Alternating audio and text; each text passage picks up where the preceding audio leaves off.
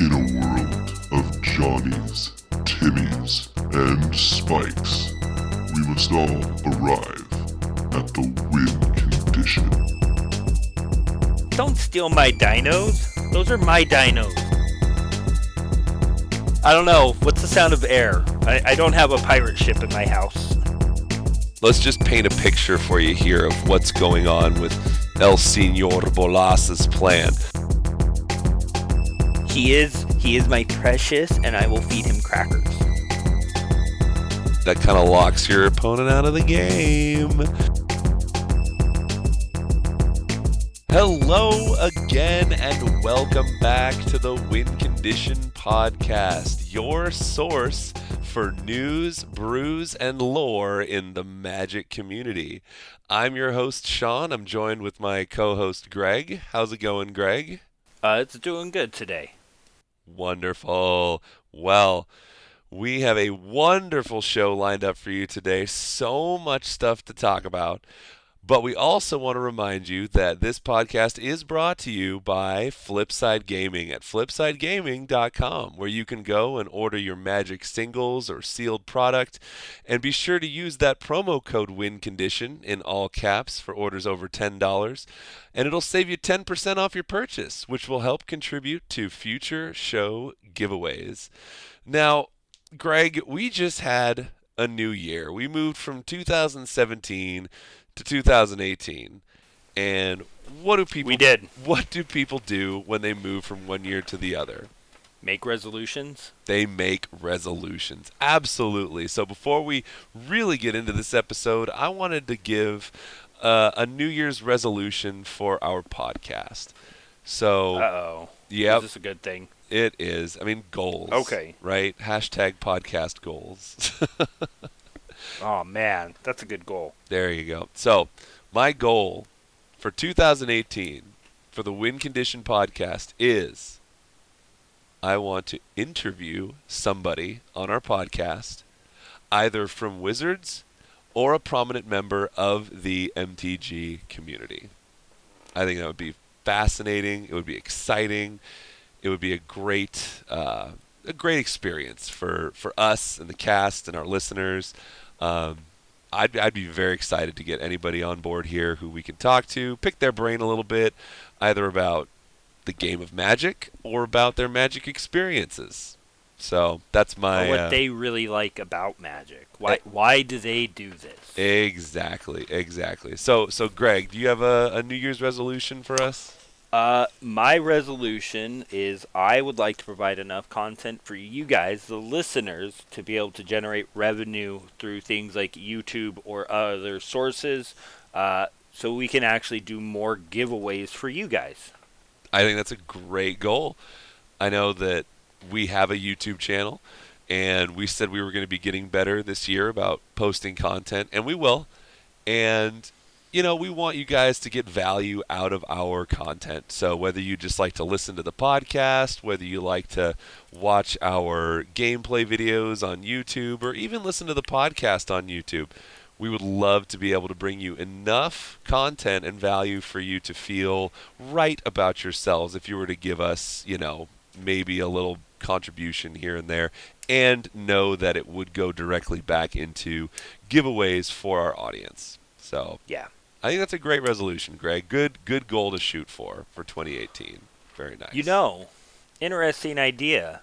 We could possibly start a Patreon where people could listen to us record through something like a Discord server.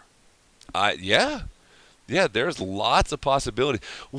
One of the reasons why I have been a little bit wary about starting a Patreon is the fact that when you do have patrons, you do have to provide them with, some incentive.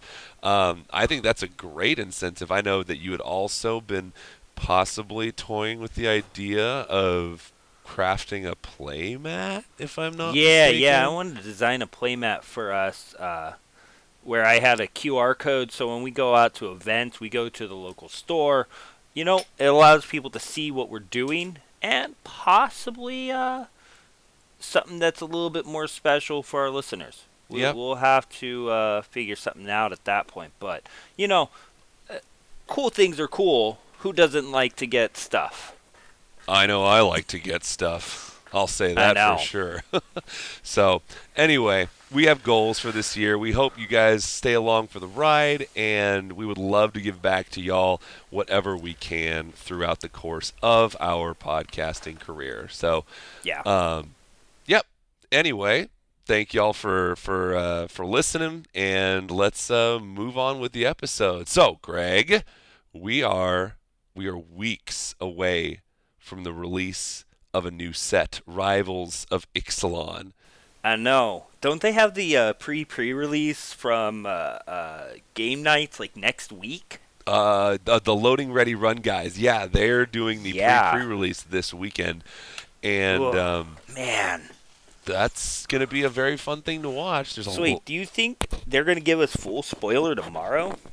possibly. I mean, we already have. What'd you say, 100 and some 12 cards? of 196? Yeah. And this is a small set, so we might very well get the full spoiler by tomorrow, and that's Friday, for those of you keeping score. So, yeah, this is they really kind of they really kind of Sprung flooded the us. trap? Yeah. The dam is broken, the water is bursting forth. So we have had nothing but spoilers this entire week, which gives us a ton to talk about, and we're really excited Yeah. to get into it.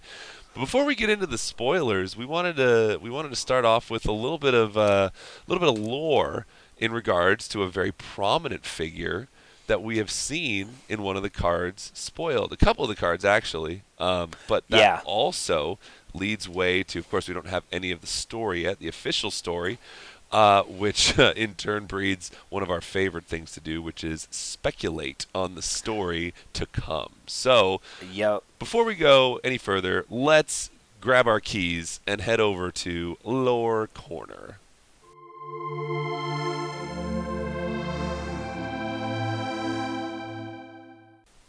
Vroom. Get in that vehicle. I don't know. What's the sound of air? I don't have a pirate ship in my house. Kind of like. So, All right. So, what does this Azor dude do? all right. So, yeah, before we get too deep into it, let's take a look at this new lawbringer that we have here. And this, of course, is Azor the Lawbringer. He is a legendary creature sphinx for 2 white, and 2 blue. He is a 6/6 flyer. And his text says, when Azor the Lawbringer enters the battlefield, each opponent can't cast instant or sorcery spells during that player's next turn. Oof. And then whenever Azor attacks, you may pay X white, blue, blue. If you do, you gain X life and draw X cards. Kind of a That sounds familiar. Yeah, kind of a revelation, if you ask me. Is he a Sphinx doing that? He is a Sphinx. So, Azor the Lawbringer is definitely good at keeping the peace, preventing your opponents from casting their spells, as well as drawing you cards and gaining you life. Yeah. I mean, just before we go too much further, this guy's going to be a Commander All-Star. I think a lot of people are going to be trying to build their Azor the Lawbringer EDH decks, so be prepared for that. Just imagine Conjurer's Closet with this. Oh, no. Oh, no. Yes. Yep. Yeah. That kind of Yeah. locks your opponent out of the game. Unless they it's have going to. creatures. So anyway, this Azor character, he's kind of old, isn't he, Greg?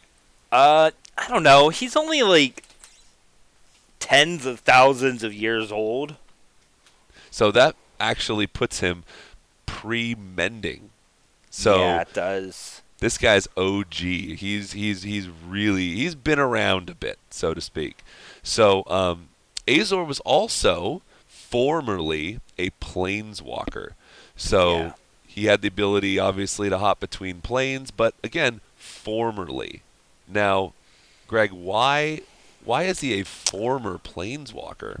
So what we know of now is that he forwent his spark, used his spark, whatever it may be, imbued his spark, we're not sure about it yet, into or making the immortal sun.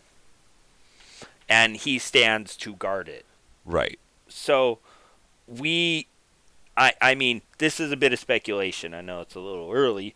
I believe his spark is the immortal sun, and because it was put into an item, it might be stronger than a normal planeswalker spark, which means it might be a god level spark.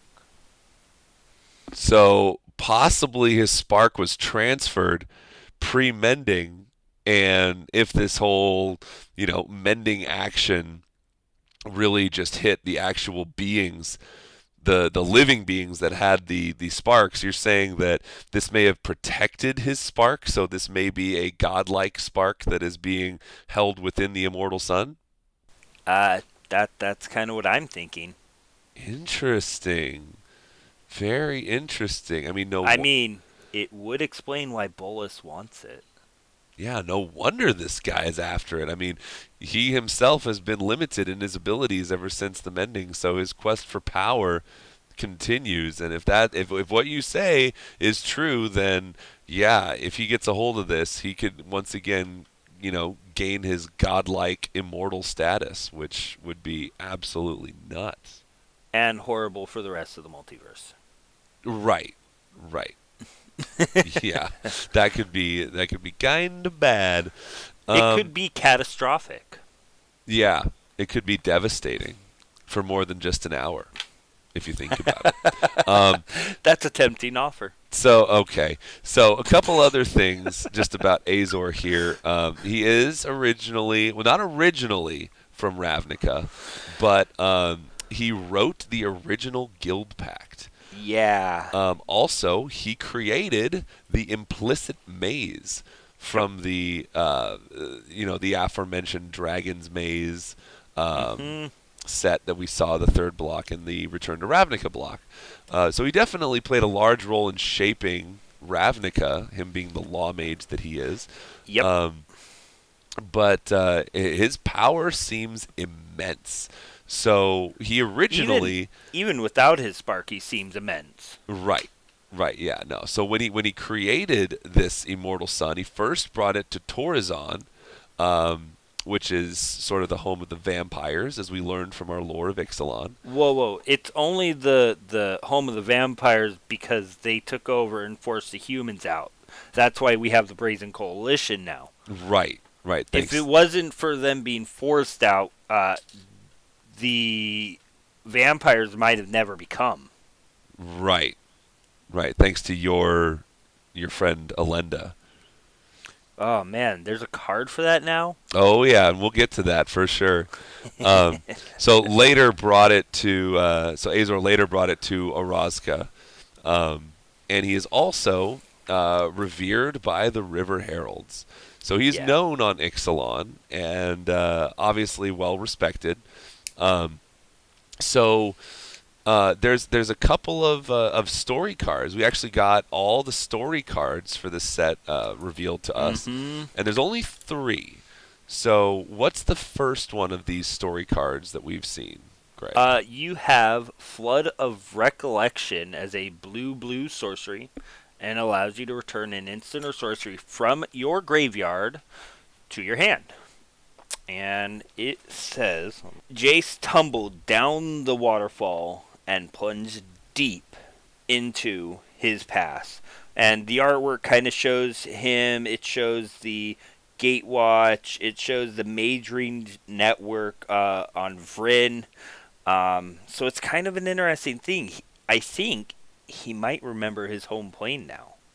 Yeah, it's as if all those memories that got wiped away, even the ones from before his encounters with Alhammarret when he was wiping his memory, might be returning to him. This could be insanely, I don't know the correct word. Strong. Yeah, I was going to say something into the regards of meaningful, but if he understands that much about his past, then I mean, he's gonna have to think fast about what he is going to do in his current situation. And we see one of those decisions happen in the second story card that we got, and the second story card is called Induced Amnesia. And on this card, we see a picture of Jace behind Vraska, and he appears to be tampering with her mind. And for Yeah. 2 and a blue, you get an enchantment that says, when induced amnesia enters the battlefield, target player exiles all cards from his or her hand face down and draws that many cards. When induced amnesia is put into a graveyard from the battlefield, return the exiled cards to their owner's hand. So you don't even have to discard the cards that you draw, you just add to it. So, Could you imagine blinking a card like this? oh man. This would be just ridiculous with the amount of cards that you could draw, the amount of cards you could see out of your deck. All right, so then Yes. we have the third card. Well, before we do that, we gotta talk about this. Like, there's a couple things that could be happening here. I mean, Jace could realize everything that's happened and look to Vraska and say, "Oh no, well, it's best for me to look at her and say, we gotta clear the slate of what's happened here. She needs to remember all about her past. She needs to know who she is, where she's from, what she's made of, and it's just unfortunate. So here we go. We're gonna wipe her memory, only that of from when she arrived on Ixalan. Or Maybe this is a friendlier Jace, and he is using his amnesia skills, like the ability to sculpt minds, to make her forget the abuse that she had on Ravnica and how he treated her badly. ooh, interesting. It sounds a little selfish, but Well, that also could suggest maybe it wasn't Jace's decision. Maybe he actually got to talk to Vraska, and she was like, maybe I just want to forget all those horrific, moments where I was tortured in those cells. yeah. Yeah. Who knows? Speculation World will abound. never All right, know. Greg, why don't It will know. you finish us off with the third card here in this story? So the third card is Mastermind's Acquisition. It is 2 generic black sorcery. It says choose one. Search your library for a card and put it into your hand, then shuffle your library. That's pretty good. Or choose a card you own from outside the game and put it into your hand. Yeah, that's right. This card wishes without a drawback. Wow. Is so good. Wow. The flavor text says another piece of a nefarious puzzle. Huh. The artwork represents the immortal sun being pulled from the plane on its plinth, where Azor is in his art, and it looks like the possibility the planar bridge is pulling it through, and it looks like Vraska could be there in the room, but I'm not sure. It could be Jace after reading her mind. It could be. I mean, we just don't know yet. The quote says another piece of a nefarious puzzle. So it tells me that Bolus gets his piece. Now, And if this is a Planeswalker Spark, I don't want to see Bolus with 2 Sparks. But tell me what you thought. You had a different idea earlier with what he might do with something like this. well, seeing this card here, I mean, you see, if that is Vraska on the card, then I don't see Jace. Yeah. Maybe Jace did wipe her memory of the time on Ixalan, and she immediately is, against Jace yet again. I mean, her whole job on Ixalan is to retrieve the immortal sun for Nicobolus, or Lord Nicholas. And Yeah. if she's in fact succeeding in that, then okay, so let's just paint a picture for you here of what's going on with El Señor Bolas's plan.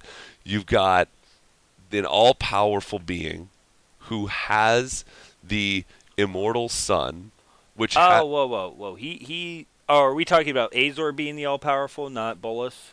I'm talking about Bolus here. Bolus isn't all powerful anymore. That's why he's on this hunt to get powerful items. Well, okay, yeah, no. The card doesn't say all powerful at all. It just says Mastermind's acquisition. So let's refer to him as the mastermind of this nefarious puzzle. So, Okay, that worked. I can deal with that. okay, so here's what Bolus will have after this, okay? Nicol Bolas will have the Immortal Sun, Hmm. which will trap planeswalkers on a plane. Okay? As it is now. As it is now. We've seen what it can do on Ixalan. So he can create a jail for planeswalkers. Now, how do you get planeswalkers into this jail? Well, you have an army of Eternals. You have gods that are immortal. You have a planar bridge that you can transport your entire army through, including himself, who can planeswalk, obviously. He can just go wherever he wants. Yeah. But you can set this immortal sun up on Amonkhet, which he absolutely destroyed. So you have a prison that he created, and he can now use his planar bridge to move his armies around and suck planeswalkers into Amonkhet or wherever his prison is, and they're trapped there forever because they can't planeswalk away. Your thought is that Nicol Bolas is Emperor Palpatine? Yeah, absolutely. Well, Emperor Palpatine lacks the vision that Bolas has. He's more concerned with just the hate and, all that other stuff. I mean, Bolas is just like anything goes. He's just out having fun. He wants to put together this elaborate game of mousetrap that he's going to win, and it's looking like he might actually do it if all this stuff comes to fruition. So, yeah. I don't know. Yeah. And it's kind of scary. It's very scary. I mean, it's getting exciting. I mean, think about it.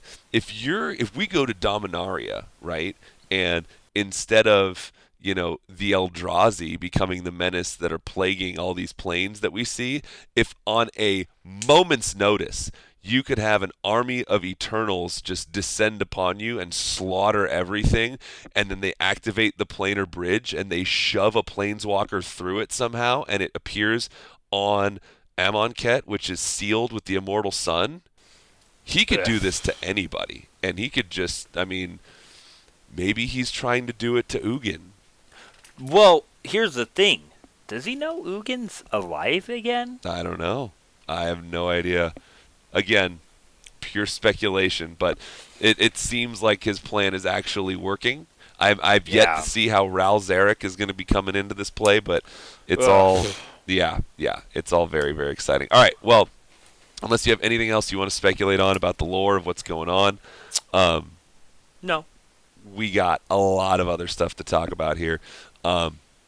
So let's cut the lore here and head over to our news and announcements section, and this week it's going to be a little through the looking glass.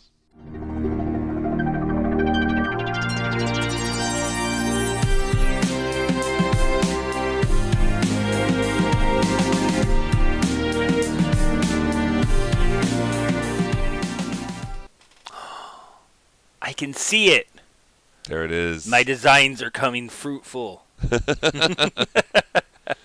Okay, so fruition. That's the word. My designs are coming to fruition. To fruition. There you go. So one of the best parts about it's not forced. Recording our cast later on in the week is we have access to so many cards to talk about. So we will do what we can to talk about some of the highlights, and of course we're not going to be able to talk about all of them, but we're going to start from the newest ones that were spoiled today, which is Thursday. There's probably going to be a lot more coming out tomorrow on Friday. But with what we have right now, Greg, where do you want to kick us off? Gosh, I don't know. Why don't you talk to us about your friend, the Wayward Swordtooth? I like this card. So, Wayward Swordtooth is a 2 generic and a green creature dinosaur. It has Ascend. Now, if I'm not mistaken, Ascend is a static ability, so if you get 10 permanents, you get the city's blessing, correct? There you go. Yep. Yeah, okay. So what it says is before you have the city's blessing, you may play an additional land on each of your turns. Okay, this card's already good. Yeah. It's a 3-drop Oracle Moldiah. Or it's a 3-drop exploration. Yeah. Okay. It's an exploration with a body. Sure. And then if you have the city's blessing, he can attack and block. Otherwise, he can't. Okay. Right. So he's a 5/5 for 3. Yeah. Definitely passing the Ascend. vanilla test. Oh yeah. And yeah, I think the ability to play an additional land on each of your turns is going to make this guy a very, very key piece in some new decks coming out. Oh yeah. Oh yeah. With all these cards, like, I gotta think that there's some other stuff we could be doing than watching Teamer Energy, still run rampant.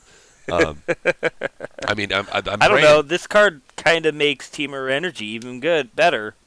Yeah, I mean, it doesn't produce energy. That's the only thing. Is your 3-drops in that deck want to produce energy for you. In fact, all the cards in that deck want to produce energy, so I don't know if this will actually Yeah, okay, that's true. Yeah. So, all right. But it does give you extra lands. It does give you that city's blessing. It is a 5/5 for 3. Right. Yeah. It's so good. Which one are you wanting to talk about here? I figure we could get a couple from each day in. Yeah. I actually really like this next card here, Twilight Prophet. For 2 black, you get a 2/4 vampire cleric with flying. It also has Ascend, so you get the city's blessing for the 10 or more permanents. And then at the beginning of your upkeep, if you have the city's blessing, reveal the top card of your library and put it into your hand. Each opponent loses X life, and you gain X life, where X is that card's converted mana cost. Now remember, the city's blessing says 10 or more permanents, so already, if you have the 4 lands to player, and her out as well, then all you need is just another 5, and chances are you've been playing cards for your first 3 turns. Does not seem that hard to get, especially in a game like Commander, but incredibly powerful card, and usually when you reveal cards and draw them, you're losing life, and in this case, all your opponents are losing life. Yeah, definitely making your opponents pay for your additional cards seems good. Yeah, and in a game like Commander, you're going to be flipping cards that have the converted mana costs of 5 or higher. So this is going to be very, very effective if put in the right deck. Greg, why don't you name off another one? Another card. Gosh, this 9-drop is really hard to say no to. So we have Zakama, the Primal Calamity. It is 6 generic, red, green, white. Legendary creature, elder, dinosaur. This is that 3-headed dino we saw. This guy seems really cool. He has vigilance, reach, and trample. And when he enters the battlefield, if you cast him, untap all lands you control. Wait, what? So you're going to want to play this guy with a lot of lands, not so much mana rocks. Yeah. This guy seems really strong. I just imagine dropping him out, bouncing him, and recasting him. Yeah. If you have the ability to do something like that, it seems good. Yeah. Then he has generic and a red to deal 3 damage to target creature. Yeah, pay 3, deal 3. 2 generic and a green, destroy target artifact or enchantment. 2 generic and a white, gain 3 life. He is also a 9/9. This guy is giant. He's good. He plays. I don't think he's good in, say, standard. But in formats where you get to cast creatures cheaply and cheat them out, I think Show and Tell says you cast a creature for free, right? Show and Tell, Sneak Attack. I mean, this guy was Sneak Attack just sneaks him out. But say, like, I think Show and Tell allows you to cheat out. Or could you imagine Mirror Gallery? Not Mirror Gallery. Mirror Halls. Oh, I'll discard a white card and play Zakama. Oh, Dream Halls. Dream Halls. Dream Yeah. Halls. Thank you.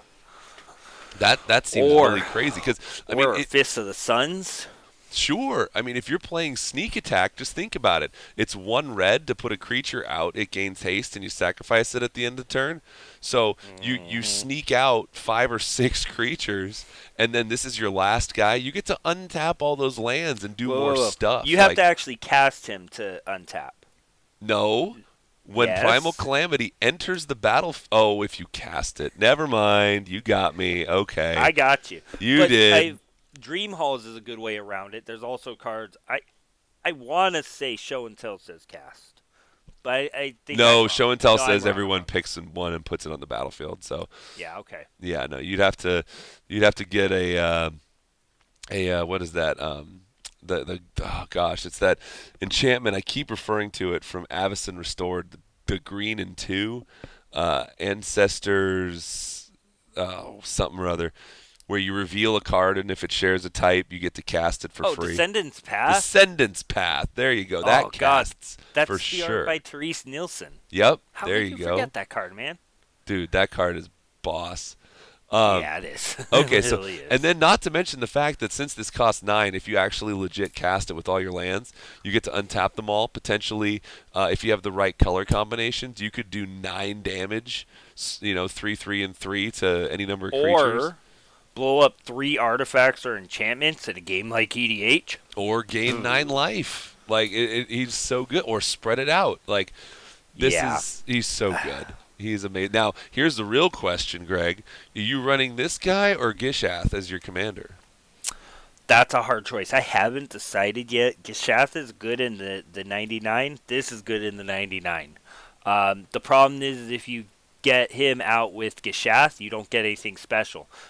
Now, there is another card that you do get something special with him. But that's to come. I don't know. I still think I like Gishath because he's a stronger body. I mean, he's not bigger, sure, but he does more coming out. Right. I would rather drop this guy out for free on the Gishath swing than actually casting him. Yeah, so maybe Gishath is still going to be your commander, but this guy is part of the 99. Oh, definitely. Yeah, Yeah, I like yeah. Gishath's ability as a general much more than this guy. Also, simply based on the fact of his mana cost, and if he dies, you're going to have to start paying 11, 13, 15 mana for him. It but- gets expensive quick. Gets very expensive, yeah. All right, well, I'm going to Kind take of like us... Christmas this year. Yeah. I'm going to take us to our first flip card that we're going to talk about today, and that is Azor's Gateway. For 2 mana, you get a legendary artifact that says tap 1, tap it, draw a card, then exile a card from your hand. If cards with 5 or more different converted mana costs are exiled with Azor's Gateway, you gain 5 life. Untap Azor's Gateway and transform it. Now, let's break that down real quick. This is almost like Baron von Count status here, because you have to exile cards with 5 different converted mana costs. I mean, the cheapest would be actually 0, 1, 2, 3, and 4, but you can go 1, 2, 3, 4, and 5, any combination as long as they're different. So that's going to take you about 5 turns unless you have shenanigans where you can untap it, blah, blah, blah, blah, blah. But once you transform it, Azor's Gateway transforms into Sanctum of the Sun, which is a legendary land that says tap, add X mana of any one color to your mana pool, where X is your life total. So you mean to tell me that this card is busted Vic Bustardson in EDH? Because, I mean, what if I play this in my Savala deck and I'm at 1,000 life? I mean, I just want to, paint a pretty picture for you here. Like, you go turn 1, Soul Ring, Azor's Gateway. Turn 2, Voltaic Key, and you untap and do Azor's Gateway twice. Turn 3, you play another land, you do Azor's Gateway. Maybe you get some other shenanigan, and you flip it that turn. So on turn 3, you have a land that can provide 40 mana. Of any one color, unless anybody's kind of messed with your life total. But that's just nuts, man. Is that bonkers? That's I so think that's bonkers. crazy. Yeah. I mean, yeah, this is going to be really hard to make work in standard. Don't get me wrong, but cool. This is the dream hard of dream hards right here. It really is. Yeah. Yeah, Yeah. yeah. So we'll let you play with that. Come up with some ideas for how to use that. But let's move on to our next card. Greg, what do you want to talk about for our next card? My thing put me back a page. Oh no, Uh, I totally set you up for your favorite card here. my favorite card. What's my favorite card? I don't know. I think my favorite card right now is two generic and a red, an enchantment, and it says when it enters the battlefield, you draw a card, and all lands lose all abilities except mana abilities. That's right, this is Blood Sun, a 3-drop replacement for Blood Moon, and I think this card is just really strong for EDH because you get to say no to all of your opponent's busted abilities on their lands, and you still aren't hurting their mana base. Yeah, no, that's a very good point. I mean, one of the worst things about Blood Moon is it just turns off all of your non-basic lands and they all become mountains. This Yeah. just says, even if you have the shock lands, if you have the tri lands, they will still be able to provide that mana for you, but you won't be able to, as you put it, you won't be able to Thespian stage Dark Depths. Heck, you won't even be able to Dark Depths. You won't be able to Glacial Chasm. You won't be able to you won't be able to Bazaar of Baghdad. You won't be able to do any number of things. Yeah. Tabernacle. You won't have to pay your mana for your creatures. Like this is very, very good. And it also enables you to still provide the color flexibility for running a multicolored deck. Yeah. I'm really excited for this card. I think it's good. I think it's good to see play in some competitive fields, especially with cards like Search for Azkanta being so strong in Standard right now. Right. Yep. Because this card shuts that one off. Yep. But cards like Cradle of Itlamok and even Sanctum of the Sun, as I said, those will not be shut off because they are mana abilities. So They any are. land that says tap for an ungodly amount of mana will still tap for an ungodly amount of mana. Like Nykthos? Like Nykthos. Yep, absolutely. Or Cabal Coffers. Oof. I Yep. love that card. There you go. That does so much. So I also wanted to talk about a red card here. This Is card. it Mutiny? No, it's better than Mutiny. This card I have extremely high hopes for in almost all formats because What's that? we've seen similar cards, but this one it's so good, and I cannot wait to see it perform. This is Dire Fleet Daredevil. Now this is a translation, so this is as close as we get for now. But Dire Fleet Daredevil costs 1 and a red for a human pirate with first strike. It's a 2/1. And it says, when Dire Fleet Daredevil enters the battlefield, exile target instant or sorcery card from an opponent's graveyard. You can cast that card this turn, and you may spend mana as though it were mana of any color. If that card would be put into a graveyard this turn, exile it instead. That's busted. So, I mean, do you want to cast your opponent's spells? I would love to cast my opponent's spells. I mean, let's take this into the format where I really see it shining, and that is Modern. So this is a 2-drop, right? So you're going to want to have at least 3 mana when you play this thing, because there's no shortage of 1-drop spells that people are playing. So you could, in theory, on turn 3, go, Dire Fleet Daredevil. And it also, the whole spending mana as if it were mana of any color. You could be in a mono red deck and say, here's my Dire Fleet Daredevil, I'm a Thoughtseize you. Or, here's my Dire Fleet Daredevil, I'm a Opt.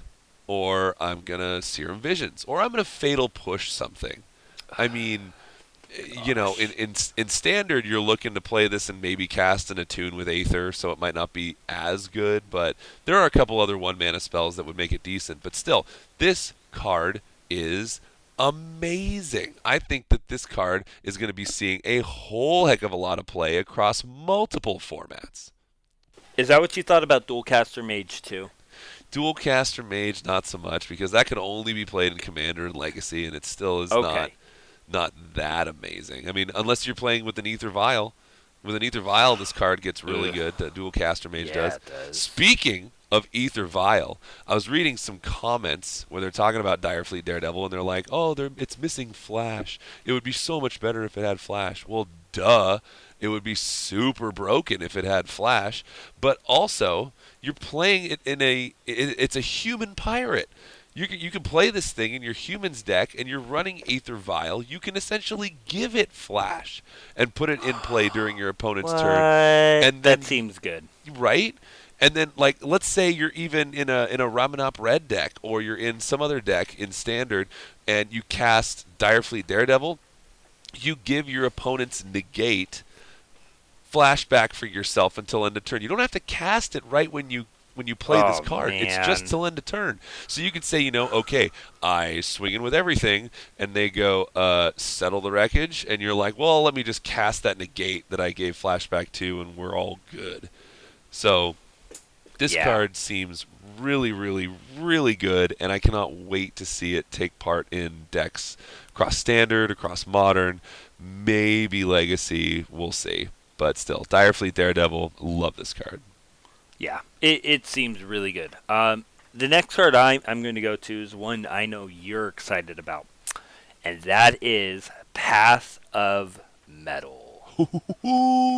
Yes, yes, yes, yes, Yeah. yes. So that's a red and a white legendary enchantment, and it says whenever it enters the battlefield, it deals 1 damage to each creature that doesn't have first strike, double strike, vigilance, or haste. Yeah, that means if it doesn't have any pretty much white or red abilities, it's going to take a damage. Yep.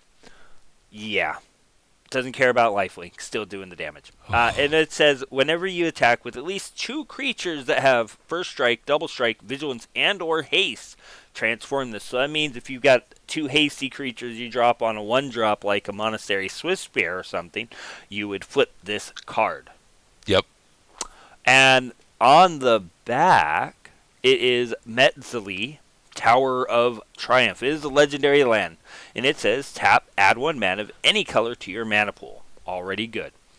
Or tap a generic in red and tap it to deal 2 damage to each opponent. Each opponent.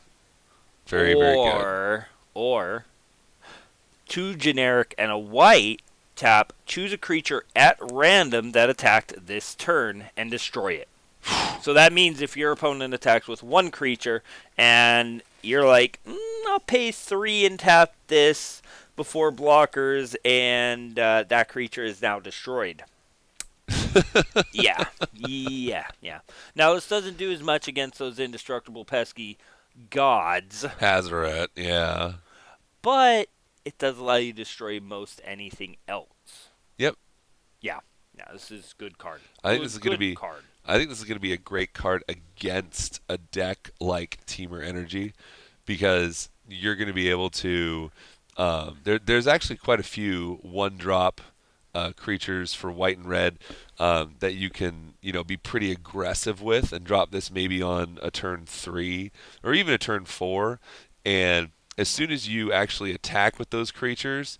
I mean, even vampires. Like if you're running that mono white vampires deck, and you're playing like a Maverick Fane or something, all those creatures have vigilance. So don't worry about doing that 1 damage to your tokens, because they have vigilance. They'll be, or not, sorry, not vigilance. Oh, they got lifelink. Ugh. What does have vigilance though?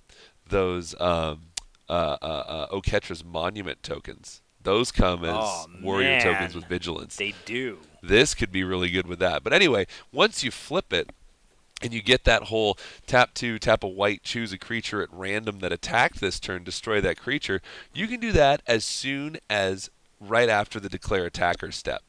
So if they're swinging at you with their, bristling Hydra and their Rogue Refiner, or whatever, they're like, I swing with these 2. Okay, well, first off, let's destroy a creature at random. So that bristling Hydra, you can give it hexproof all you want. It might just die, and then you can worry about who you actually have to block. This is crazy. Like it also forces things. Having another thing to target something like that, it gets you some distance on dealing with problems. Right. Right. Yeah. And there will be those unfortunate 1 out of 100 situations where, it ends up being Hazoret and it's indestructible, so oops. Or it hits the Scarab God and the Scarab God dies and comes back. I mean, they'll still have to cast it. But on the whole, that is such a powerful, repeatable ability. Yeah. And It is. the fact that Path of Metal only costs white-red means that this is a very playable card in, I'm going to go ahead and say, multiple formats. So, Yeah. Yeah, I'll agree with that. I mean, if you're playing Burn, Boros Burn in Modern, turn 1 Goblin Guide, turn 2 Goblin Guide, turn 3 Path of Metal, and I mean, I know it's a little bit counterproductive, but then you get the repeatable 2 damage to each opponent on the backside. You get to blow up your opponent's creatures that are attacking you. If you have nothing better to do than pay 2 and deal 2, recursible, I mean, it does more than punishing Fire and Grove of the Burn Willows. Yeah. Yeah, and it ramps. Yeah. It in white and red it ramps because this enchantment will turn into a land, which effectively turns this into a rampant growth if you meet all the conditions. I know it's a lot, but still, white and red are begging for land ramp, and this gives it to them. It does. That's true. Yeah, I didn't think of that. It's pretty good. I think Path of Metal is going to see a lot of good play moving forward. All right, so moving along, I wanted to talk about Dire Fleet Poisoner.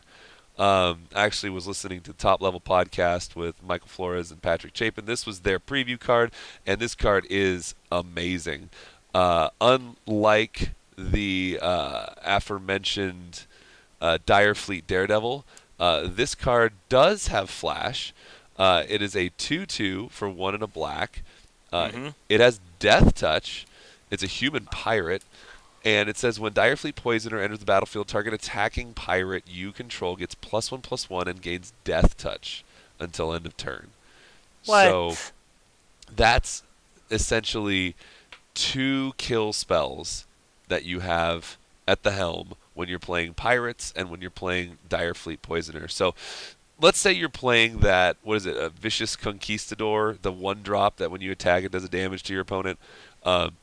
Let's just say that you're playing with that, right? And you're swinging in and they're like really annoyed at the fact that they're getting 1 damage each time, right?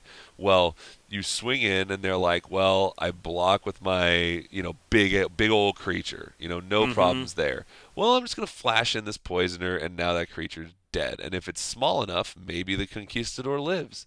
Who knows? Yeah.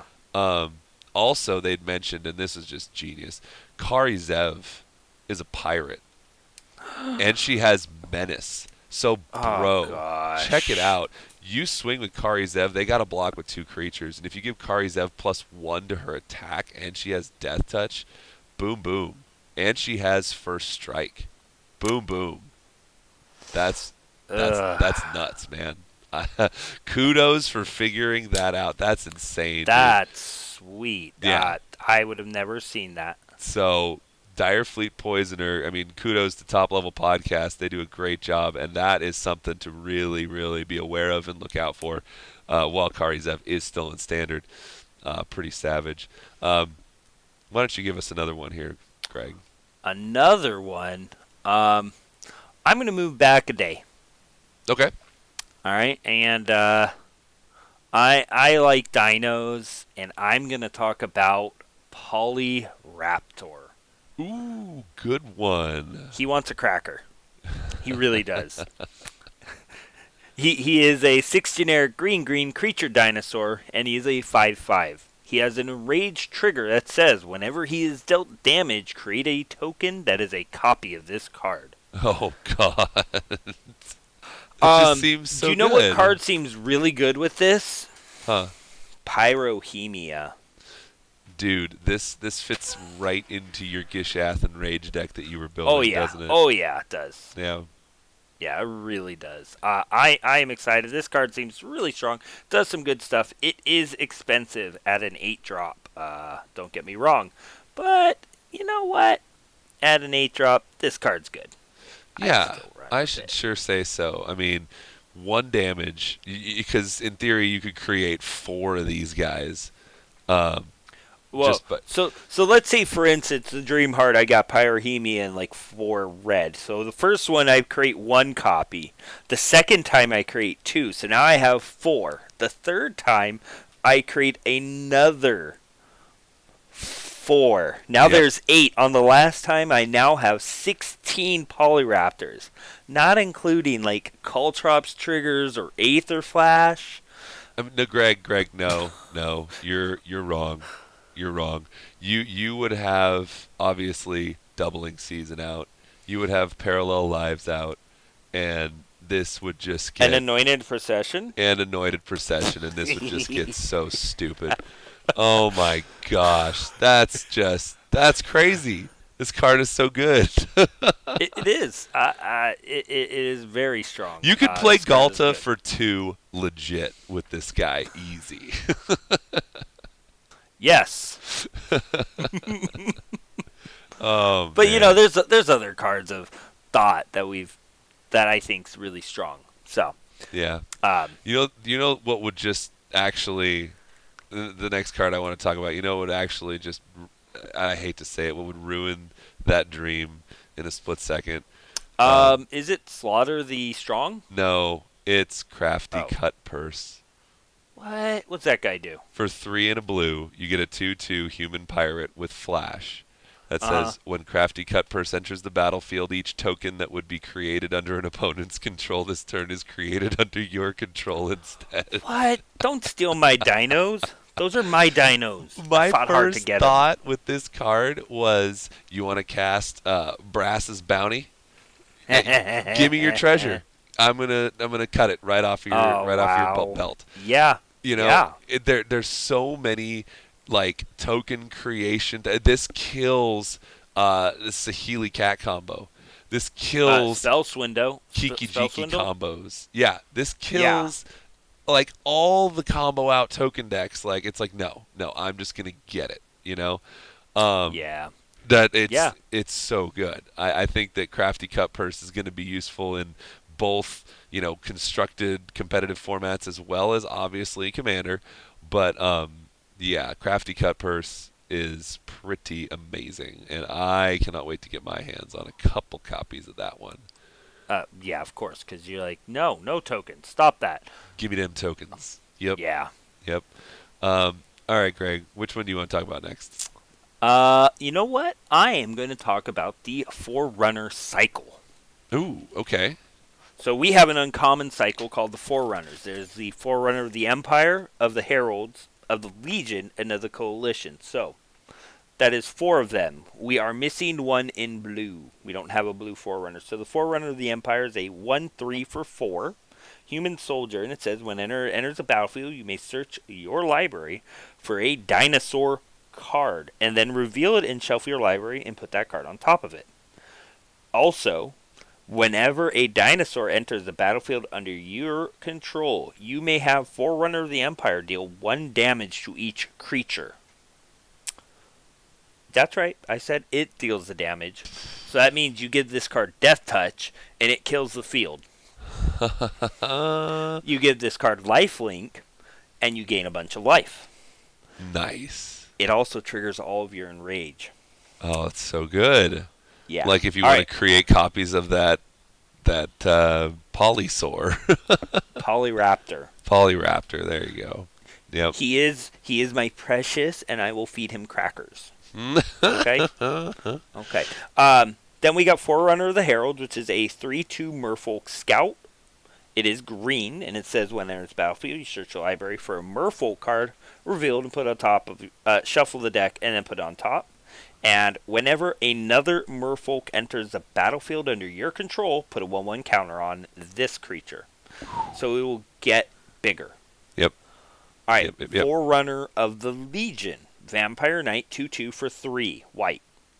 When it enters the battlefield, you search for a vampire. Seems good, right? And whenever another vampire enters the battlefield under your control, target creature gets +1/+1. I like it. It's strong. But the one that I think is the best is the Forerunner of the Coalition. It is a human pirate 2/2 for 3 in black. It searches up a pirate just like the rest of the Forerunners do.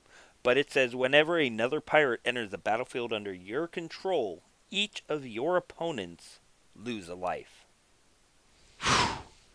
Yeah, it's good. It's pretty good. Yeah.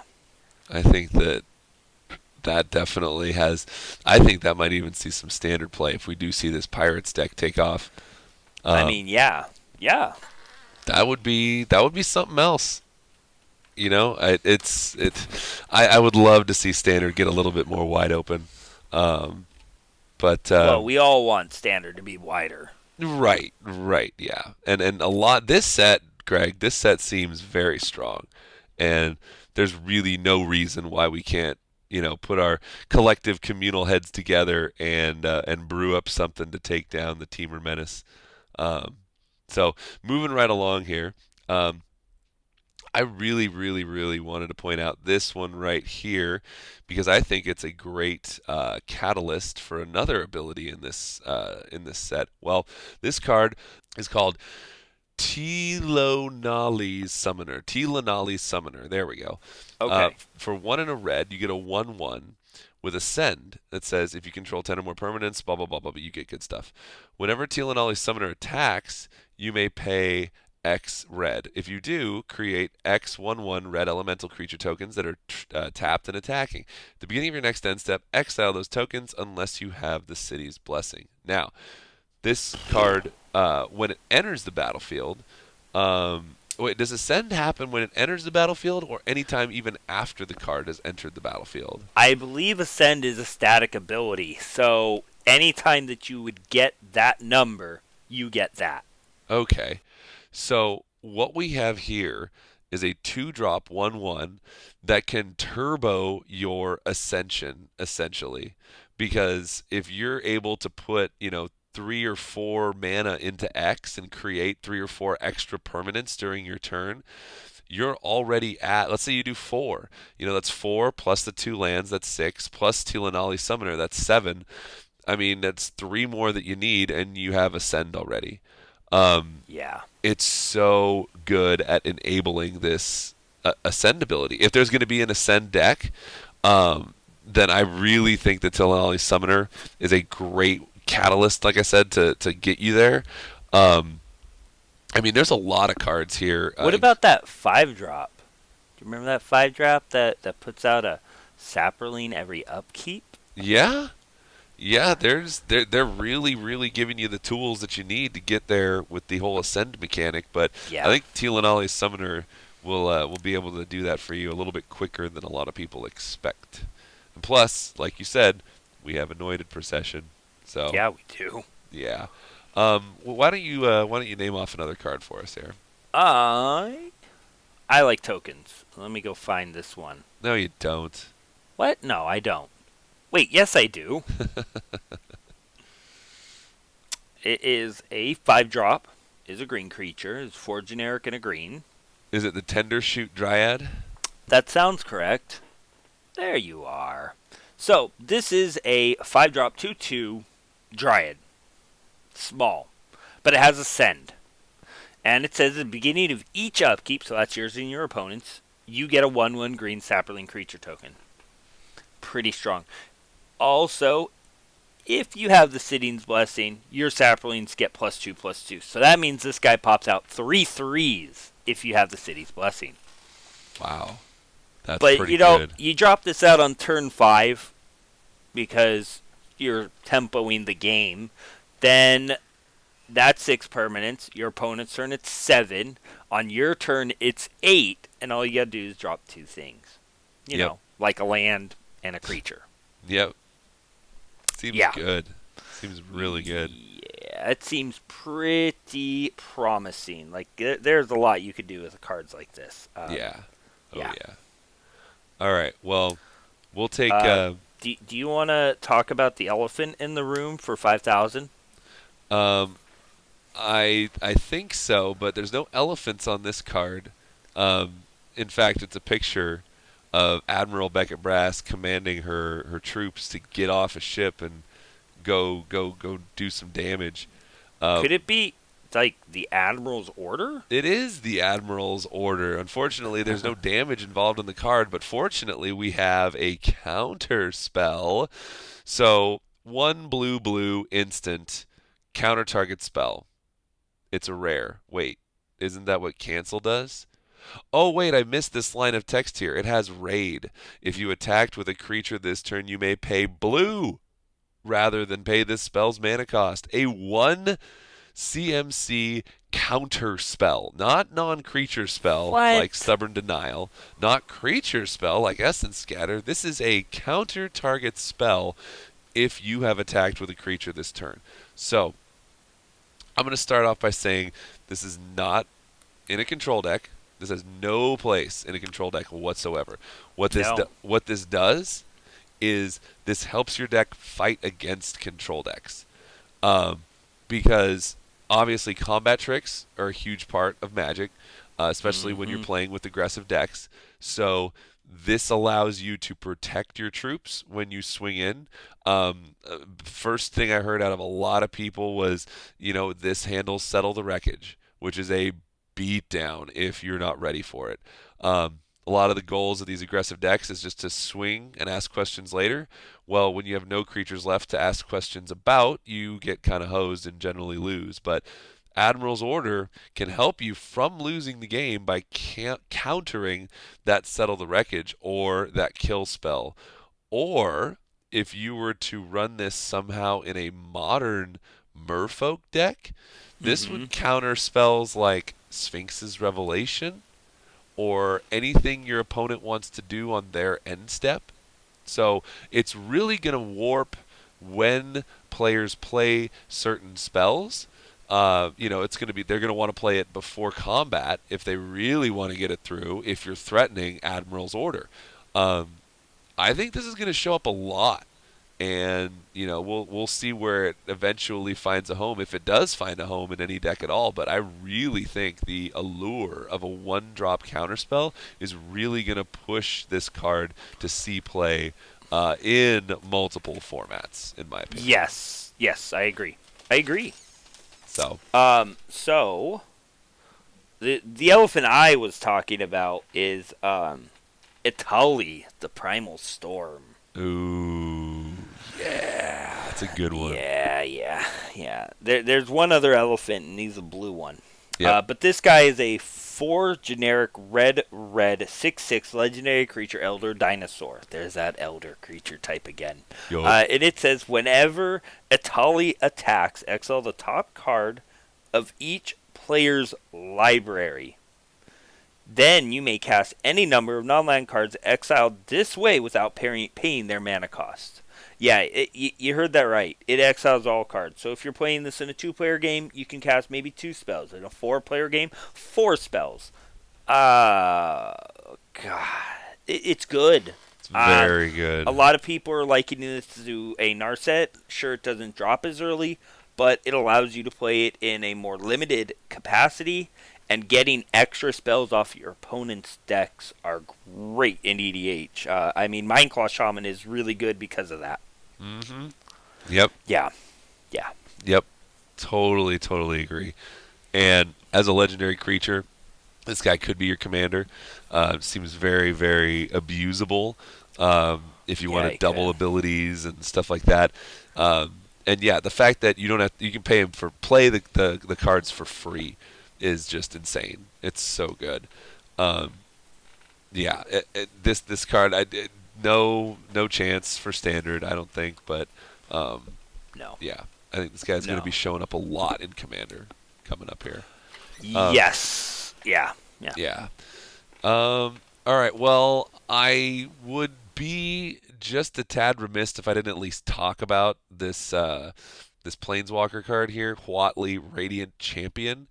For 2, a green and a white, you get a 3 loyalty Planeswalker, Huatli, with 3 abilities. Her +1, put a loyalty counter on Huatli Radiant Champion for each creature you control. -1, target creature gets +X plus X until end of turn, where X is the number of creatures you control. -8, you get an emblem with whenever a creature enters the battlefield under your control, you may draw a card. Yeah. I would love to see a refurbished Oketra's Monument style deck with Huatli and Cradle of Itlamok. I think that all of that together would, make an incredibly powerful deck. Maybe not as powerful as Temur Energy, but the makings are here for a deck that can just explode. And I mean, if you want to make it Abzan tokens with hidden stockpile, even better. It's crazy, and I think the emblem, whenever you play a creature, draw a card, it's an 8 cost, and she comes down as a 3, so they're starting to factor in the whole doubling season to ultimate thing here. She can't do that, but she definitely seems like she can make your Selesnya plus X, whatever it is, deck really, really hum. So I think she's going to be a good planeswalker. Not broken, not insane, but she'll be a good planeswalker. I'm excited for her. Yeah. I'll play Yeah. her. Yeah. So I think there's maybe 2 other cards I think we should talk about. Okay. One is the called it Kamena Tyrant of Eruzca. Oh yeah. He is a generic blue-green that is a 3-drop legendary creature, Merfolk Shaman. He is a 2/4. And he's got 3 abilities. His first ability is tap another untapped Merfolk you control. He can't be blocked this turn. Tapped 3 untapped Merfolk you control, draw a card. Tap 5 untapped Merfolk you control, put a 1/1 counter on each Merfolk you control. Now, Greg, when we talked about this guy earlier, we came to the conclusion that he was going to be an aggressive Merfolk, and Yes. I think we got that right.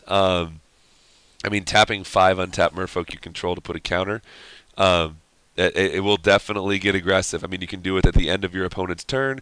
You can do it with Merfolk that you just summoned. He seems very, very strong. Yeah, he's a toolbox. I think he's great. I'm very happy with his card. Yeah. He seems like a real rude dude. A real rude dude. Yep. And the fact that you can go, Merfolk, and then turn 3 play Kumena, tap all 3 of them, draw a card. It builds on itself. He's. I mean, wasn't there another deck recently in Standard that kind of did that? I think it was a zombie deck. Oh yeah. Yep. Merfolk, the new zombie. Here you go. Very possible. I mean, there's a Lord that is a 2-drop Merfolk now. Yep. As a blue-green. Yep. I don't think we'll get to that this time, but no.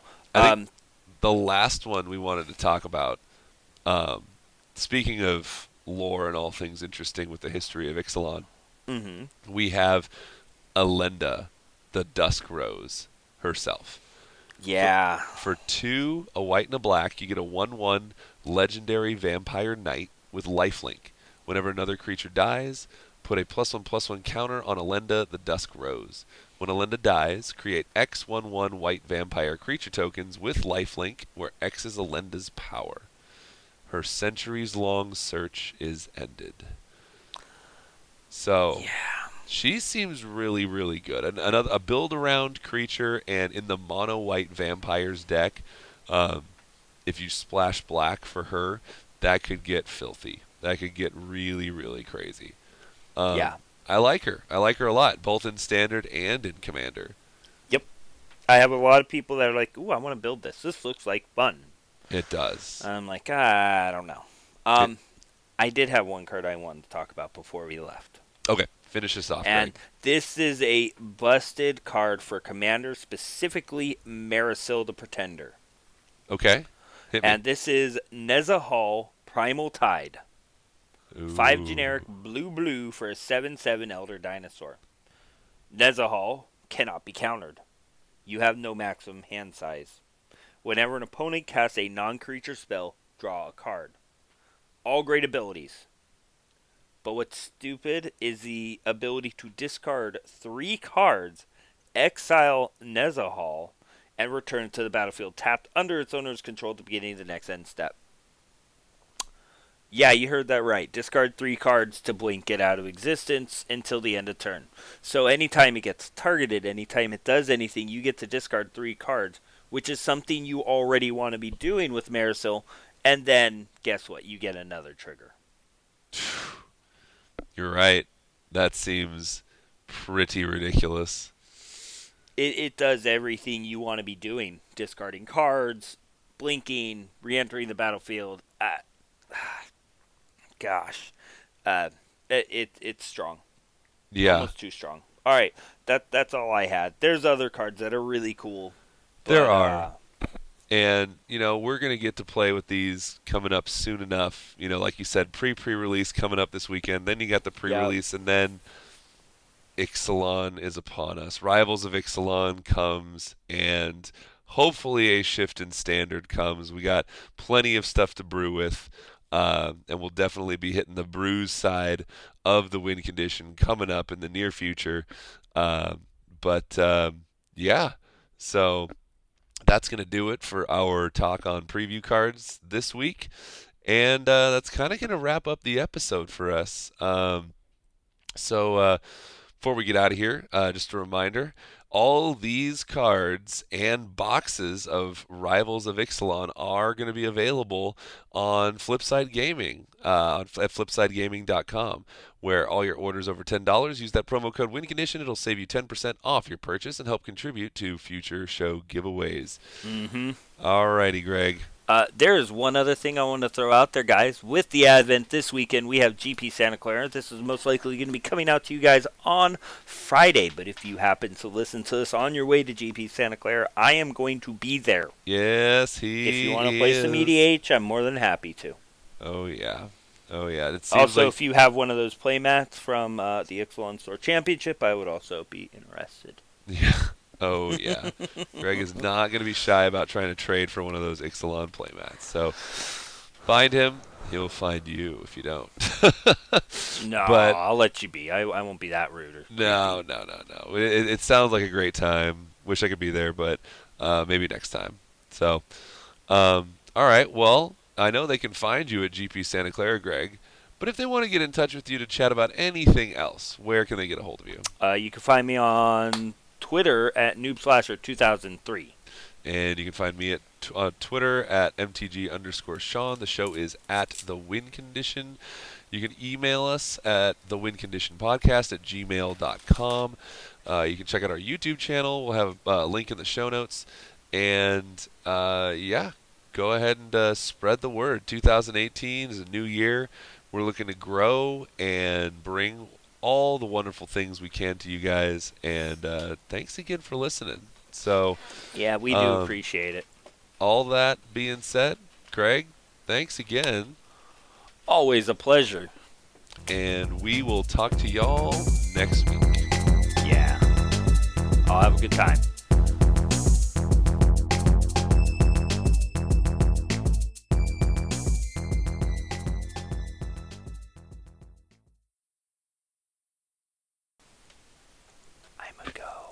Do-do-do.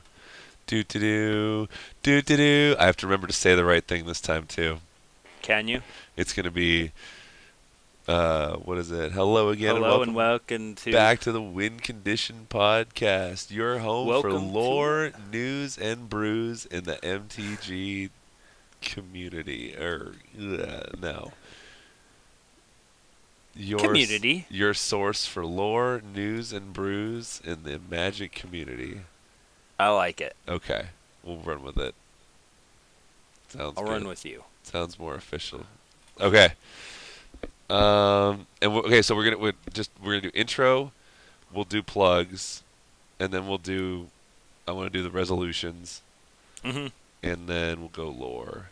New year resolution. And then lore corner.